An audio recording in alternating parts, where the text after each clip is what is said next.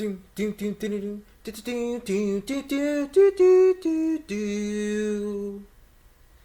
evening, everyone. Thank you for joining us today for our 11:59 p.m. news broadcast. My name is John Alano. Tonight, we uncover the truths of white-collar crime across the United States. Officials have identified Florida ex-cop Jerome Jerry Jacobson, otherwise known as Uncle Jerry, as the suspect and perpetrator of the McDonald's monopoly scandal. A scandal that would go unnoticed for over 12 years from 1989 to 2001. Now that is a huge gap. That's over a decade. However, according to Nancy Coleman, this scandal would result in a total cost of $24 million as a result of this crime. Now, I'm sure losing that much money would even hurt the richest of the rich, like Bill Gates. And I know for sure that would put me in a lot of debt. Now, let me turn it over to the small reenactment I have put together so I can paint a better picture in your head of this scandal. And welcome to the reenactment. I hope Jerry Jacobson looked somewhat like what I'm wearing right now. But anyways, what started as a chance for every single Big Mac, chicken, and fries lover to become a millionaire ended up becoming a nightmare. According to Tom Huddleston Jr., Jerry Jacobson, who after resigning as a Florida police officer, became a private security officer for Simon Marketing, the company that oversaw the production and distribution of the Monopoly pieces to the McDonald's restaurants across the country.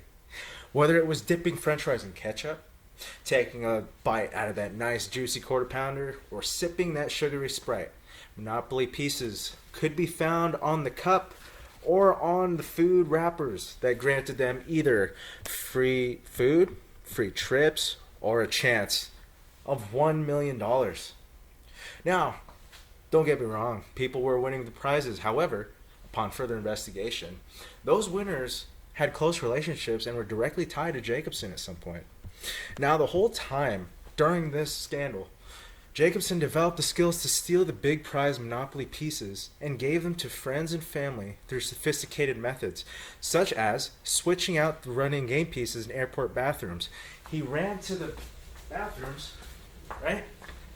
When he got there, he took the envelope and he got out all the game pieces, the real ones, the ones with the big winners, and he took fake ones, like here, right here.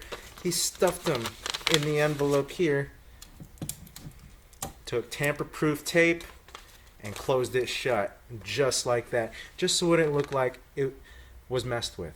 Now, these methods were so sophisticated that this case would span over the course of 12 years.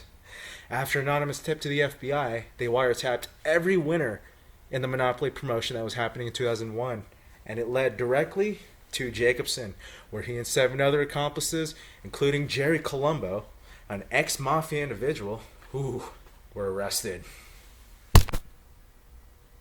And as it turns out, along with more than 50 others, were convicted of conspiracy and mail fraud. And Jacobson was sentenced to serve 37 months in prison, all while paying $12.5 million in restitution for his crime. Wow. Must suck for you, Jerry. Now I get it. It's easy to point the finger at McDonald's for this scandal occurring. But check it out.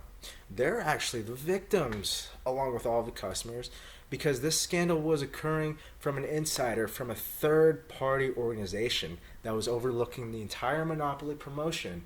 And McDonald's was just there to hand out the pieces. They had no idea this was going on the whole time.